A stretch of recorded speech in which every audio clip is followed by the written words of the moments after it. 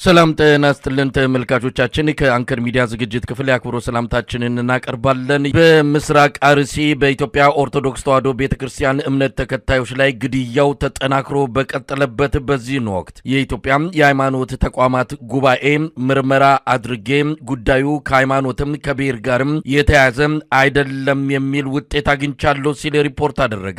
ሪፖርቱ እንዲቀለበስ በአብይ አህመድ በኩል ጥረት ተደርጎ በመጨረሻ ፋኖና ሸኔ ናቸው የፈጸሙት የሚል ተካቶበት ይፋ መደረጉን ነው ያገኘነው መረጃ የሚያመለክተው።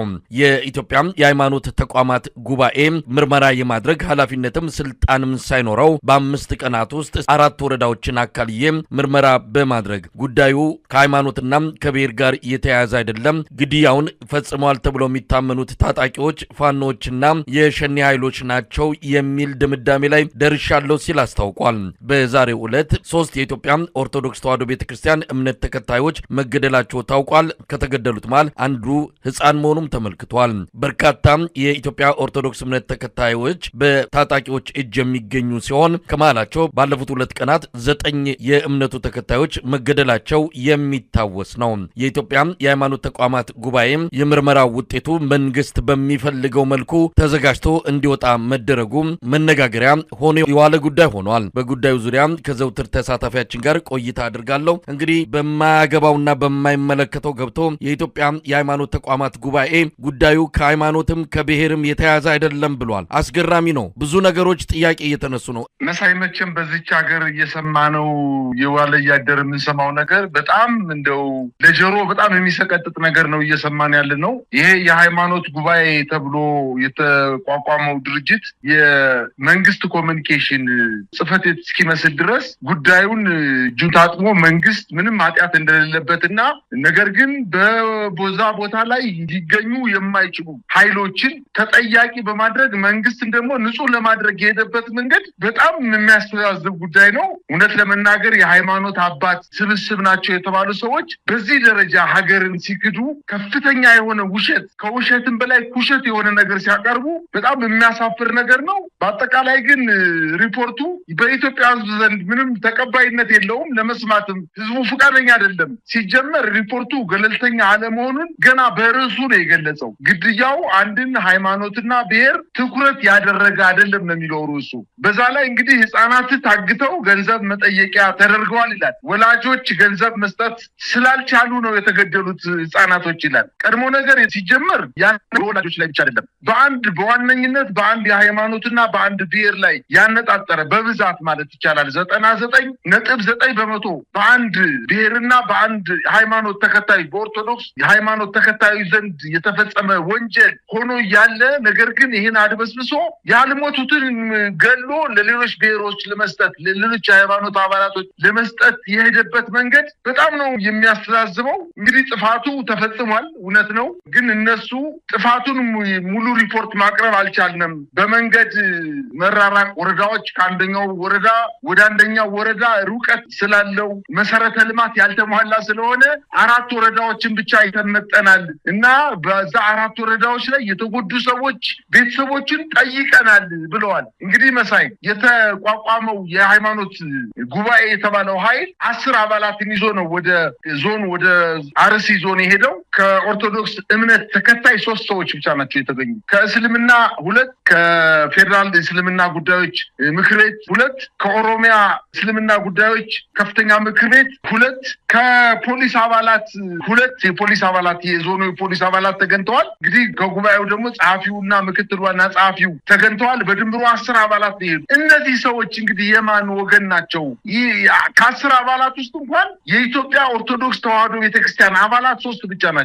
7ቱ አንደኛ የክልሉ ፖሊስ ናቸው። የክልሉ ፖሊስ ለማጣራት ሂዶ የተጎዱ ቤተሰቦች ምን እንዲሉ ጠብቀው ነው? ምን እንዲሉ ነው? የገደለን መንግስት ነው ወይም የገደለን እዛ አካባቢ ያለ ጽንፈኛ ኃይል ነው ብለው እንዲናገሩ ነው የሚፈለገው? ለበርካታ ጊዜ እኮ በመንግስት ተቋማት ተጠልለው እኮ ከመንግስት ፖሊስ ጣቢያ ላይ አውጦ የፖሊስ ጣቢያ ላይ ያድነኛል ብለው ፖሊስ ጣቢያ ላይ የተደበቁ እምነቱ ተከታዮች እኮ አውጥተው ጎትተው እኮ ለሚኒሻ ለታጣቂዎችና ለጽንፈኛ ኃይል ሰጠው እኮ ተገለዋል በዚህ ዞን ላይ። ስለዚህ ምን እንዲሉ ጠብቀው ነው ይሄንን ያደረጉት? በአጠቃላይ በሸርካ ወረዳ ዘር፣ እምነት፣ እድሜ እና ጾታ ሳይለይ ነው ግድያ የተፈጸመው በማለት ደግሞ በጣም በሟቾች ላይ እውነት ተሳልቀውባቸዋል። በሟች ቤተሰቦችም ላይ እንዲሁ በልባቸው ላይ የተፈጠረው ቁስል ላይ እንጨት ነው የሰደዱባቸው። እጅግ በጣም የሚያሳፍር መግለጫ ነው የሰጡት። በመንግስት በኩል ደግሞ የተገኘውን ምላሽ ወታደራዊ እርምጃ በመውሰድ ወታደሩ መስዋዕትነት ከፍሎ ለማዳን ጥረት አድርጓል ይላል። ቀድሞ ነገር በዛ አካባቢ ገዳይ ማን ነውና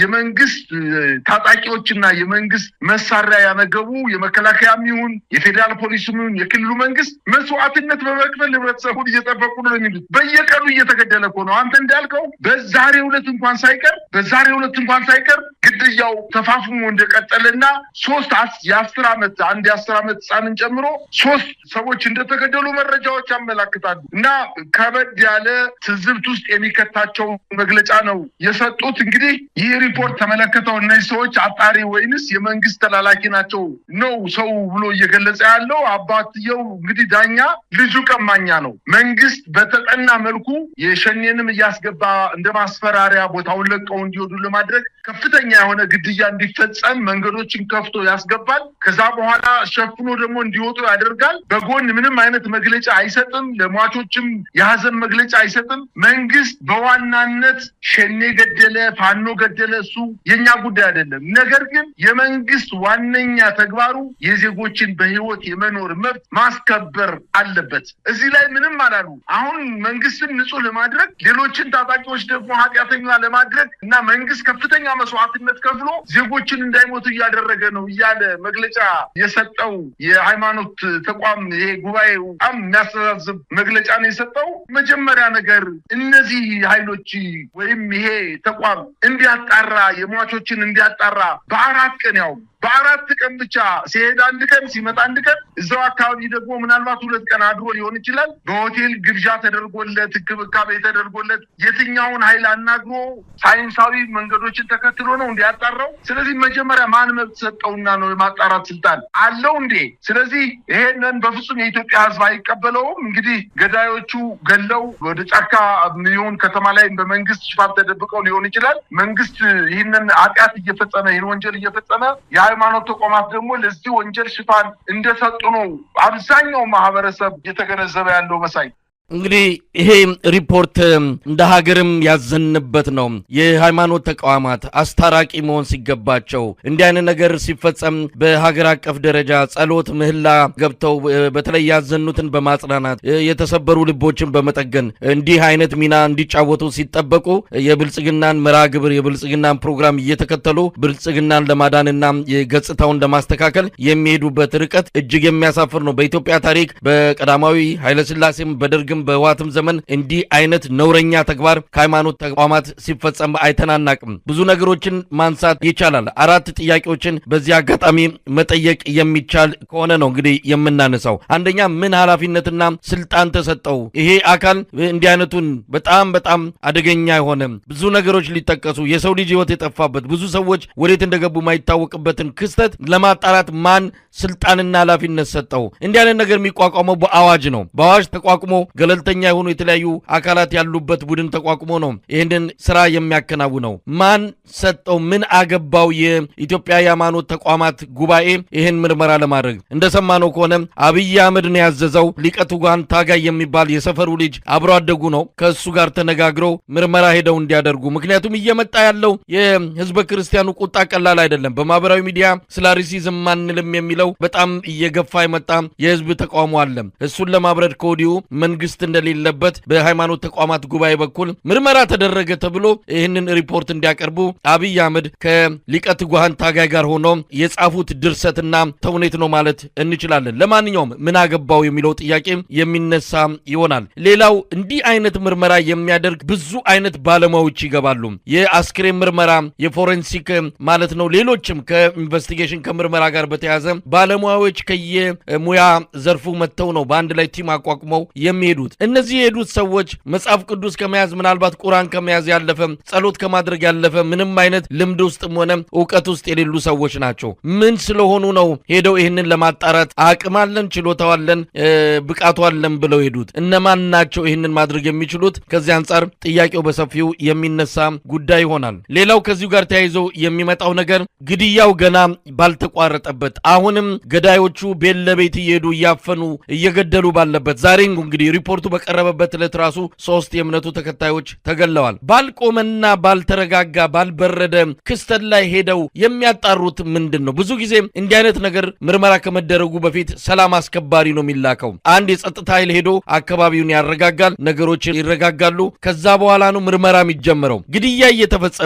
ሁኔታዎች በቀጥሉበት በዚህን ጊዜ ላይ ምርመራ እናድርግ የሚሉት እንዴት አይነት ውጤት ለማምጣት ነው? ግድያው እኮ አልቆመም። እነሱ የ80 ሰው አጣራን አሉ። ዛሬ 3 ተገለዋል። ከእንደገና ተመልሰው ሄደው ሊያጣሩ ነው። አንድ ነገር ባልቆመበት በቀጠለበት በእንደዚህ አይነት ሁኔታ ምርመራ ማድረግ አይቻልም። ይሄ ዓለም አቀፍ መስፈርት ነው፣ ስታንዳርድ ነው። ስለዚህ ይሄ አብይ አህመድ በአስቸኳይ አጣድፎ እንዲከናወን ያደረገው እንደሚሆን ይታመናል። ሌላው አብይ አህመድ ሪፖርቱ መንግስቱን ለመጠበቅ ብልጽግናን እንዳይጎዳ ለማድረግ ነው ተባለም። አሁን የወጣውስ ሪፖርት እንዴት ብልጽግናን ሊጠቅም ይችላል? አንድ መንግስት እኔ የለውበትም ብሎ በገዛ ግዛቱ በሚያስተዳድረው ቀጠና ውስጥ እኔ የለውበትም የሚል ሪፖርት እንዲዘጋጅ ለምን ፈለገ? እሱ ባይኖርበትስ ሌሎች እንዳያደርጉ ሌሎች ግድያ እንዳይፈጽሙ የማድረግ ኃላፊነት አለበትና ከነዚህ አንጻር ሲታይ ይሄ ዛሬ ሪፖርት ያቀረበው የኢትዮጵያ የሃይማኖት ተቋማት ጉባኤ ሪፖርት እጅግ አሳፋሪ ብቻ ሳይሆን ምንጊዜም ባሰብነው ባስታወስነው ቁጥር አንገት የሚያስደፋ ነው። እዚህ ላይ የተሳተፉ በሙሉ ሊያፍሩበት፣ እውነት ለመናገር ነገ ከነገ ወዲያ በሕግ ሊጠየቁ የሚችሉ እንደሆነም ከወዲሁ ህብረተሰቡ መልእክት ሊያስተላልፍላቸው ይገባል። እነዚህ ሰዎች እኮ ሲጀመር ሊያፍሩ ነው ወይም ምናምን የሚባለው ነገር ማፈሪያቸው የተበጠሰ እኮ ናቸው። የቆሙበትን ተቋም የሃይማኖት ተቋም ያረከሱ እጅግ በጣም ለፖለቲካ ፓርቲ ወይም ለገዢው ፓርቲ ያደሉ እንደሆኑ እኮ ከመግለጫው ቁልጭ አድርጎ የሚያሳይ ነገር ነው። ሲጀመር የማጣራት ስልጣንን ከየትኛው የሀገሪቱ ማህበራዊና ህጋዊ ተቋም አግኝቶ ነው? ከየትኛውም በማህበራዊ ተቋምም ምንም አይነት ውክልና አልተሰጠውም። በህጋዊ መልኩ ውክልና አልተሰጠውም። የሃይማኖት አባቶችም እነሱ እንዲያጣሩላቸው ውክልና ሰጠው አልሰደዷቸውም። ይሄ የብልጽግና ፓርቲ ቅርንጫፍ ጽሕፈት ቤት ነው። የሃይማኖት ተቋማት ጉባኤ የሚባለው የብልጽግና ፓርቲ ቅርንጫፍ ጽሕፈት ዛሬ አንተ እንዳልከው ይህ ሰብሳቢው ሰውዬ ቀሲስ ታጋይ የሚባሉት ግለሰብ አብረው ያደጉ ከጠቅላይ ሚኒስትሩ ጋር አብረው ያደጉ የልብ ወዳጅ እጅግ በጣም ሲበዛ የአብይ አምላኪ ሰው እንደሆኑ ይታወቃል። ያንን መሸፈን ነው እንግዲህ እየተሰራ ያለው ስራ። በዛ በአርሲ አካባቢ እየተፈጸመ ያለው ወንጀል ለመሸፈን ሳይቀድሙኝ ልቅደም አይነት መግለጫ ነው የተሰጠው። በ4 ቀን እንቅስቃሴ እንግዲህ ከ4 ቀን ውስጥ 2 ቀኑ በመንገድ ያልፋል። ምናልባትም በዛ ከተማ ሄደው 4 ወረዳዎችን በ2 ቀን አዳርሰዋል የሚል እምነት የለኝም። በአጠቃላይ ከብልጽግና ፓርቲ ተልዕኮ ተሰጧቸው በአስቸኳይ ማስተባበያ እንዲሰጡ አሁን እየተፋፋመ ያለው በኢትዮጵያ ኦርቶዶክስ ተዋሕዶ ቤተክርስቲያን ምዕመናን ዘንድ እየተፋፋመ ያለው ተቃውሞ ወደ ከፍተኛ ደረጃ ወይም ብልጽግና ወደማይቆጣጠረው ደረጃ ይደርሳል የሚል ስጋት ስላለባቸው ነው መኪና መድበው በጀት መድበው እጀባ ታጣቂ መድበው ደርሰው እንዲመጡ በማድረግ ምናልባትም ይህንን ጽሑፍ የጻፈው የብልጽግና ፓርቲ ጽሕፈት ቤት ሊሆን ይችላል እንጂ እነዚህ ሰዎች ይህን ያክል ማሰናስለው የመጻፍ አቅም አላቸው ብዬ አላምንም። እንግዲህ ፖሊሶች ናቸው፣ በዛ አካባቢ የሚኖሩ ፖሊሶች አብረው ሂደው የተበደሉ ሰዎችን ጠይቀናል ነው የሚሉ እነዚህ ፖሊሶች ናቸው። እንግዲህ ጥያቄ አቅርበው እነዛ የተበደሉ ሰዎች ወይም ቤተሰቦቻቸው የሞቱባቸው ሰዎች በድፍረት ገና ቤተሰቦቻቸው አይናቸው የሞቱ ሰዎች እንኳን አይናቸው ሳይፈስ እነዚህ ሰዎች ፖሊስ መጥተው ፊት ለፊት ሲጠይቃቸው አዎ እነከሌናቸው ያስገደሉን ብለው እውነቱን እንዲነግሯቸው ፈልገው ነው እንዴ? በአጠቃላይ በአርሲ እየተፈጸመ ያለው ግድያስ ከጥቅምት አጋማሽ ጀምሮ ነው እንዴ የተደረገው? ከዛ በፊት ምንም አይነት ወንጀል፣ ምንም አይነት የጅምላ ግድያ፣ ምንም አይነት የቤተክርስቲያን ቃጠሎ አልተፈጸመም። ነገሩን ለማሳነስ የሄዱበት መንገድ በጣም ነው የሚያሳዝነው፣ በጣም ያስተዛዝባል። በአጠቃላይ ግን ሪፖርቱ በኢትዮጵያ የኦርቶዶክስ ምዕመናን ዘንድ ብቻ ሳይሆን በአጠቃላይ በኢትዮጵያ ዘንድ ፍጹም ተቀባይነት የለው። መሳይ ይሄ መንግስት እኮ አሁን በጣም የሚገርመው እኔ ከዚህ ሪፖርት ምን አንተ እንዳልከው ምን ሊጠቀምበት እንደሚችል አልገባኝም። መንግስት እንደ መንግስት አንድ መንግስት የመጀመሪያው የመንግስት ዜጎችን በሰላም እንዲኖሩ በህይወት የመኖር መብታቸውን ማስጠበቅ ነው። ዲሞክራሲያዊ መብት፣ የመምረጥ መብት፣ የመማር መብት፣ ጤና የማግኘት መብት፣ ነግዶ የማትረፍ መብት ሌላ ሁለተኛ መብት ነው። እሱ የመጀመሪያው መንግስት ማስከበር ያለበት ዜጎችን በህይወት የመኖር መብት ማስጠበቅ አለበት። እሱን አልቻለም ወይንም ሆን ብሎ እየተባበረ እያስፈጃቸው ነው። የብሔር ግጭት እንዲፈጸም ለማድረግ ነው አንዳንዶቹ እየተናገሩ ያሉት እና ራሱን ኃጢአተኛ ላለማድረግ እጁን ታጥቦ በእነሱ አማካኝነት በሃይማኖት አባቶች አማካኝነት ንጹህ እንደሆነ ለማስመሰል የሄደበት መንገድ ራሱ በኃጢአቱ ወይም በድርጊቱ ውስጥ ተሳትፎ እንዳለው ጠቋሚ ማስረጃ ሆኖ ይገኛል። በአጠቃላይ ግን መንግስት መሳይ በዚህ በአርሲ ብቻ ሳይሆን በበርካታ አካባቢዎች ላይ በዜጎች እገታ፣ በዜጎች ግድያ፣ በንብረት መቃማት ዙሪያ ላይ የመንግስት ታጣቂዎችን ብቻ ሳይሆኑ የመንግስት ፖለቲከኞች፣ አመራሮች፣ የወረዳ፣ የዞን፣ የክልል አመራሮች በጣም ተሳትፎ እያደረጉ እንደሆነ በዛሬው ዕለት እኮ የወጣ መረጃ አንድ የኬንያው ፕሬዝዳንት ዜጋ ታግቶ 3 ሚሊዮን ሽሊንግ ከፍለን ነው ያስለቀቅነው ብሎ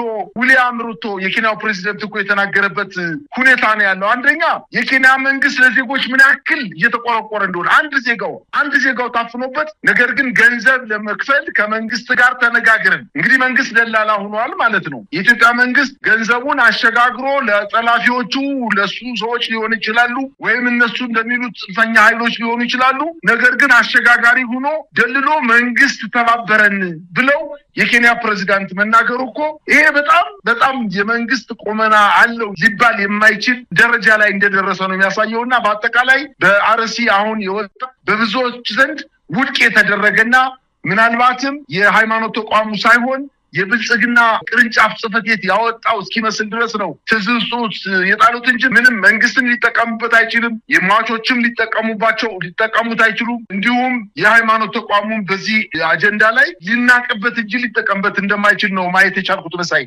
እንግዲህ የሪፖርቱን ዝርዝር ሁኔታ ተመልክተንም በሰፊው እንሄድበታለን። ይህን በቀላሉ የምንላቀቀው አይደለም። በሃይማኖት ሰበብ እያጭበረበሩ ምዕመናን እውነት እነዚህን የሃይማኖት አባቶች ሊያወግዟቸውና አባትነታቸውን ሊሰርዙ ይገባል። ይሄ ሊቀ ትጉሃን ታጋይ የሚባለው የብልጽግና ወኪል የሃይማኖት ተቋማት ጉባኤ በአብይ እጅ ስራ ውጤት እንደሆነ ነው የሚነገረው። አንተም እንዳልከው የብልጽግና ቅርንጫፍ ጽሕፈት ቤት የሆነ ነው። ሃይማኖት ተቋማትን ለመጠርነፍና ለአብይ አህመድ እንዲያገለግሉ ለማድረግ የተቋቋመ ተቋም ነው። ይህንን ተቋም የኢትዮጵያ ሕዝብ ድሮም የሚቀበለው አይደለም። ግን እዛ የሚሳተፉ አባቶችን በይፋ እያወገዙ ይሄ ተቋም የሚፈርስበትን ሁኔታ መፈጠር ነው የሚገባው። ስልካቸው ላይ ደውለን ነበር፣ አያነሱም። እውነት እነሱ ጋር ካለች እውነት ስለ ፈጣሪና ስለ አምላካቸው የሚጨነቁ ከሆነ ስልካቸውን አንስተው የምንጠይቃቸውን ጥያቄ እንዲመልሱልን ነው በዚህ አጋጣሚ ጥሪ የምናደርገው። እንግዲህ በአርሲ ያለው ግድያ እንደቀጠለ ነው። አሁንም የታፈኑ ሰዎች አሉ። ጉዳዩን እንከታተላለን። በጣም ነው ማመሰግነው መሳይ። እንደዚህ ላይ አንድ ማጠቃለያ መናገር መፈልገው